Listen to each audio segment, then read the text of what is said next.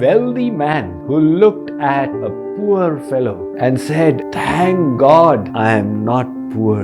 The poor man looked at a mentally deranged person on the road, and with pity he said, "Thank God I am not mad."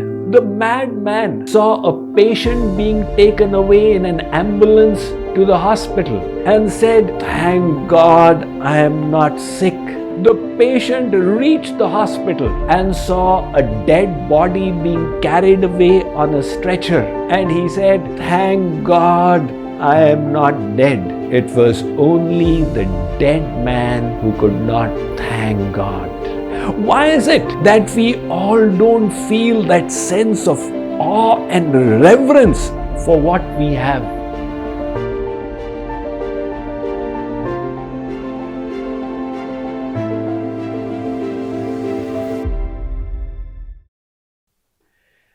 Gratitude is the mindset that enables us to acknowledge and appreciate the many blessings we have received from the universe. With a grateful heart, we can focus on the gifts in our life and remain positive even in the midst of problems. It was on 15th of January in the year 2009 when a US Airways flight took off from LaGuardia Airport in New York. However, a few minutes later, it was hit head-on by a flock of migratory Canadian geese.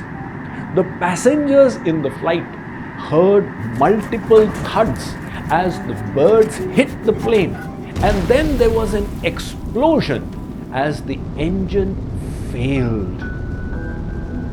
There was now fuel smell all over the plane. The pilot, Captain Chesley Sullenberger, he contacted the ground staff and realized it was not possible for him to take the plane back. He made a split-second decision to land the plane on the freezing River Hudson between New York and New Jersey. He asked the flight crew to brace themselves for the impact and safely brought the plane down onto the water. Quickly, the passengers were made to evacuate and stand on the wings of the plane as it floated on the water, and lifeboats and helicopters rushed to the rescue. All 156 people in the flight that day were safely evacuated in what has gone down in history as the miracle on the Hudson. One middle-aged passenger was interviewed by the media on his experience. He said, "I was alive earlier, but I am fully and truly alive now." Having encountered death from such close quarters, he had realized the value of the gift he had received in the form of the opportunity to live. Why is it that we all don't feel that sense of awe and reverence for what we have? It's like that little child whose birthday was being celebrated and he was receiving many gifts wrapped in decorative paper, tied in gift ribbons. He had the pleasure of opening them all, and he was in the midst of all the presents when his mother said, "My child, what do you have to say?" He looked at them and said, "Where are all my other presents?" Now, wouldn't you say that child was ungrateful? That is what happens when we start focusing upon what we don't have in life and lose track of the blessings that all of us have received. Let me tell you a story in this regard. It all happened on a lazy Sunday afternoon in a school in Oklahoma. Two senior students decided to play a prank. They gathered 3 goats, wrote the numbers 1, 2, and 4 on them, and released them in the school courtyard. Next morning, when the students and teachers filed in, they could smell that something was wrong. And then they saw the goat droppings all over. The search now began. Goat number 1, number 4, and number 2 were discovered. But panic gripped everyone when they felt that 3 was still missing. People became frantic. The principal declared a school holiday and everyone went back home. But goat number 3 was never found. Why? Because it did not exist. Likewise, we too, if we develop the sense of entitlement, we start then thinking life is unfair because I have not received this, and this. We keep reminding ourselves of the bad that others did to us while forgetting their many favors.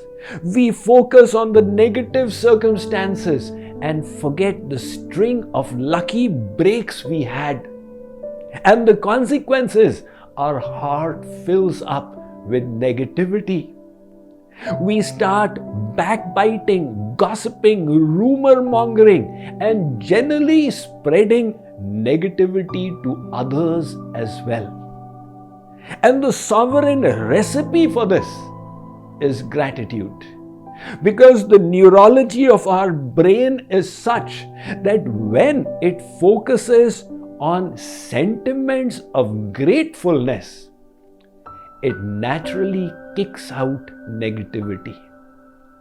Apart from that, the brain also starts secreting serotonin, that neurotransmitter chemical which is responsible for giving a sense of inner joy and fulfillment.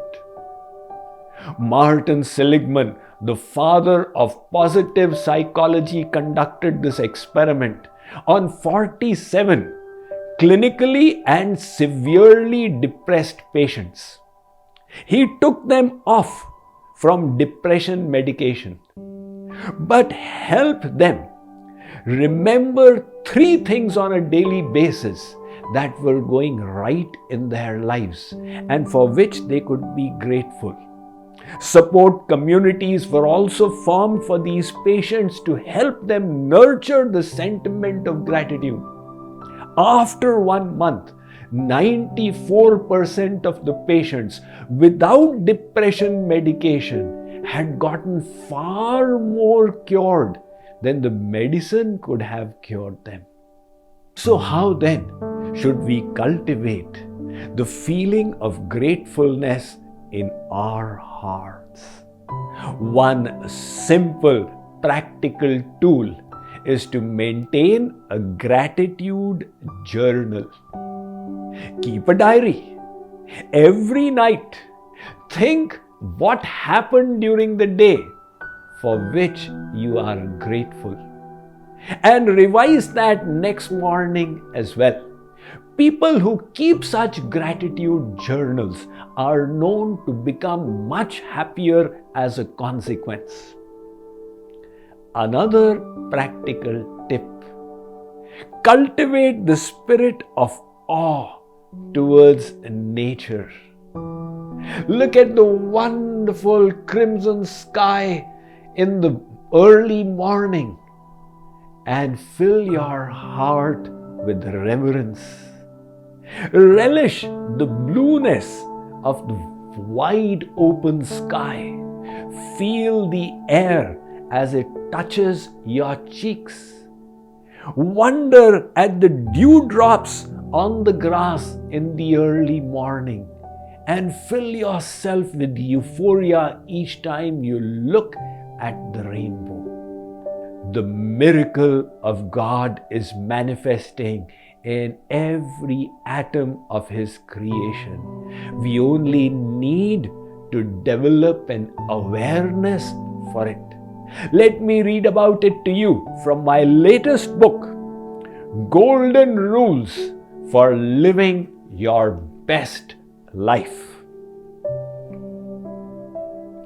Humble yourself before your Creator, for He has provided you with everything, including your body.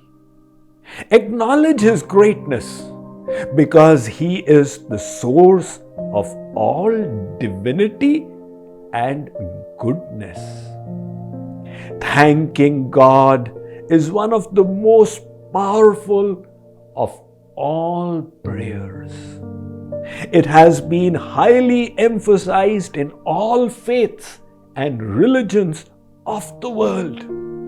In this way, daily celebrate the auspiciousness and abundance that surrounds you, and express your heartfelt appreciation for it to God. Make gratitude your attitude today, tomorrow, and forever.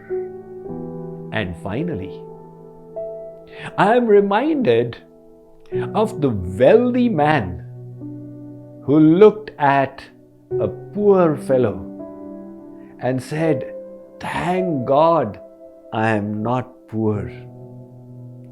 The poor man looked at a mentally deranged person on the road, and with pity he said, "Thank God I am not mad." The madman saw a patient being taken away in an ambulance to the hospital and said, "Thank God I am not sick." The patient reached the hospital and saw a dead body being carried away on a stretcher, and he said, "Thank God I am not dead." It was only the dead man who could not thank God. We are alive, and we must fill ourselves with appreciation, gratefulness for the Creator and His many blessings upon us.